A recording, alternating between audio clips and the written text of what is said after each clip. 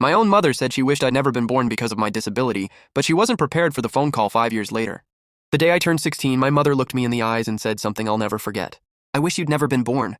She wasn't angry because I'd done something wrong. She said it because I was born with a disability. I had cerebral palsy that affected the way I walked. I could do almost everything on my own, but I moved more slowly than other people. To my mother, that made me an embarrassment. She never called me by my name when guests visited. Instead, she'd tell me to stay in my room so nobody would ask questions.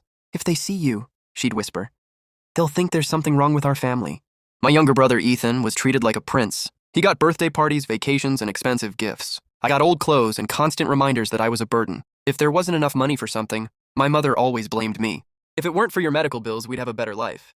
The truth was, my father worked 2 jobs, and our insurance covered most of my treatment. None of that mattered. She needed someone to blame. When my father tried defending me, she'd scream until he gave up. Eventually, even he stopped arguing. The worst betrayal came on my high school graduation day. I graduated at the top of my class and won a full scholarship to college. While other parents were taking pictures with their children, my mother refused to leave her seat. On the drive home, she didn't congratulate me. Instead, she said, "Don't think this changes anything.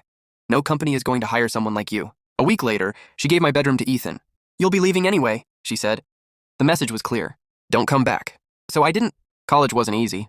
I worked nights, studied during the day, and skipped meals whenever money got tight. There were weeks I slept in the library because I couldn't afford the heating bill in my apartment. Still, I graduated. Then I landed a job at a technology company that cared more about results than appearances. Over the next 5 years, I worked harder than anyone else, earned multiple promotions, and eventually became director of product development. Meanwhile, I never heard from my mother. Not on birthdays. Not at graduation. Not when I bought my first home. Nothing. Then one Saturday morning, my phone rang. It was my father. His voice was shaking. He explained that Ethan had accumulated massive gambling debts. Debt collectors had begun threatening the family, and they were about to lose their house. Then he quietly admitted why he was really calling. My mother wanted me to help. A few minutes later, she got on the phone. For the first time in years, she sounded nervous. "We're family," she said. "Families help each other." I closed my eyes. The same woman who hid me from visitors. The same woman who wished I'd never been born. The same woman who told me no one would ever hire me. Now she needed the son she had spent years pretending didn't exist. I asked her one question. "If I still lived in that tiny apartment and struggled to pay my bills, would you have called?" She didn't answer. She couldn't. The silence told me everything. I took a deep breath. "I hope someone helps you," I said, "but it won't be me."